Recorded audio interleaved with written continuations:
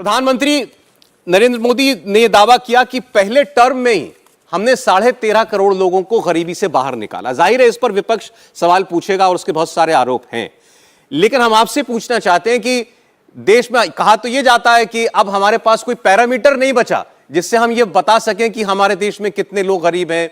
कौन सा वो आंकड़ा है जिस पर हम भरोसा करेंगे? 13.5 करोड़ के आंकड़े पर प्रधानमंत्री ने बताया कि ये नीति आयोग की रिपोर्ट हमें बता रही है। ये काम कैसे किया है सरकार ने?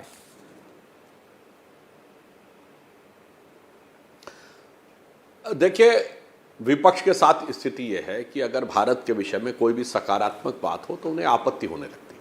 अगर उन्हें आंकड़ों को लेकर किसी प्रकार की आपत्ति है तो मुझे बहुत आश्चर्य होता है।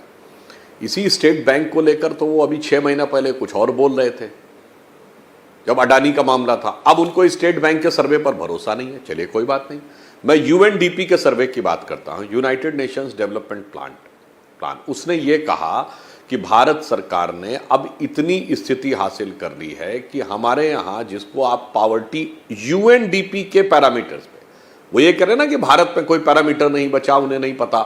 तो जो वैश्विक मानक के अनुसार उनका कहना था कि ये 14% के आसपास रह गई है, 13.96%। और उनका यह कहना था कि एक दौर था, ज्यादा नहीं, 2006 में 55% लोग गरीबी की रेखा के नीचे थे। और उनका कहना है कि 2023 आते आते ये संख्या 13.9 के आसपास हो गई है। तो अगर आप संयुक्त राष्ट्र संघ के जो आंकड़े हैं या क्राइटेरिया उन पे भरोसा करें तो भारी बदलाव आता है। इवन उसने ये भी कहा कि पिछले 5 वर्षों में, यानी 2016 में जब हमारी सरकार आई है उसके बाद बहुत तेजी के साथ बदलाव आया है। 2016-17 में से जब वो 25% से भी वो घटते घटते 13% के ऊपर आई। और दूसरा, मैं एक मोटी बात कहता हूं, देखिए सौरभ जी, कभी कभी क्या होता है कि इस ढंग के आंकड़ों में जो आम व्यक्ति है, जो आपका टीवी देख रहा है इस समय, जो लोग दर्शक इसको देख रहे हैं, उन्हें नहीं समझ में आता है कि ये किसके आंकड़े में भरोसा कर रहे हैं, ये क्या कह रहे हैं। विपक्ष उस आंकड़े को ही काउंटर करने लगता। पहली बात तो मैं कहना चाहूंगा, भारत सरकार के आंकड़े, नीति आयोग के आंकड़े, एसबीआई के आंकड़े ऑथेंटिक माने जाने चाहिए। फिर भी समस्या थी तो मैंने यूएनडीपी का आंकड़ा कोट कर दिया। राइटर्स की रिपोर्ट, अब भी मैं बाहर का कोट कर रहा हूं, राइटर्स विदेशी संस्था है, और उसने कहा है कि भारत में इतना बदलाव आया है कि अब जिसे आप कहते हैं कि वो एक्सट्रीम पॉवर्टी, या जिनको ज्यादा गरीब कहते हैं, वो 10% रह गए। ये तो मतलब 13.5% से भी नीचे लाके दे रहा है, वो 10% के ऊपर कह रहा। अब मैं एक और बात कहता हूं, व्यवहारिक जगत में देखिए, बहुत सिंपल सी बात है। अगर भारत में इस समय 90 करोड़ के लगभग इंटरनेट यूजर हुए, जो भारी संख्या में बढ़ोतरी हुई, तो भाई इंटरनेट कौन यूज कर रहा है? कम से कम मध्यम वर्ग का या निम्न मध्यम वर्ग तक आया होगा, वही तो करेगा ना। बहुत गरीब व्यक्ति तो नहीं कर रहा होगा।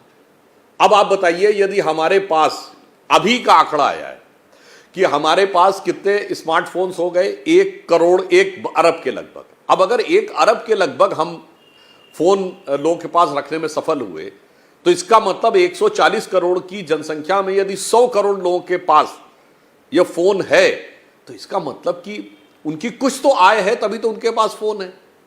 तो इसी ढंग से कई ऐसे आंकड़े। मैं दूसरा उदाहरण देना चाहता हूं, जिसको महंगा फोन कहते हैं, स्मार्टफोन में महंगा फोन, जिसकी 30,000 से ऊपर, एक क्राइटेरिया माना गया, जिसकी 30,000 से ऊपर की क्षमता हो, उसे महंगा फोन कहेंगे।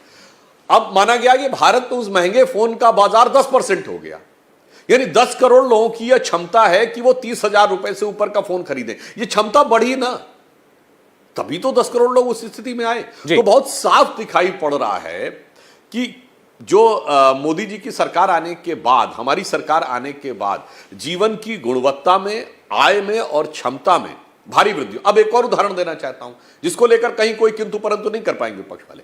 हमारे आने से पहले 70 एयरपोर्ट थे, आज 150 एयरपोर्ट है। अगर 150 एयरपोर्ट ऑपरेटिव हैं तो लोग उसमें चल रहे हैं ना। आपने देखा कि कोविड के बाद आज आप फ्लाइट्स में टिकट बुक कराइए तो आसानी से आपको सेम डे का टिकट नहीं मिल रहा है। तो अगर भारत के एयरपोर्ट्स दुगने से अधिक हो गए, 2.25 गुने हो गए 9 सालों में, और इसके बावजूद आप अगर सेम डे चाहें तो टिकट नहीं उपलब्ध है, इसका मतलब लोग उसमें चल तो रहे हैं ना जी। चल रहे हैं, तो अगर उनकी आय नहीं तो चल कैसे रहे? इसीलिए मैंने बात कही, मैंने आंकड़ों के आधार पर भी कहा और व्यवहारिकता पर भी देखें तो वह परिवर्तन बहुत स्पष्ट रूप से दिखाई पड़ता है। इंडिया टीवी हर वक्त हर जगह डाउनलोड करने के लिए सर्च करें India TV news Google play store या ऐप स्टोर पर।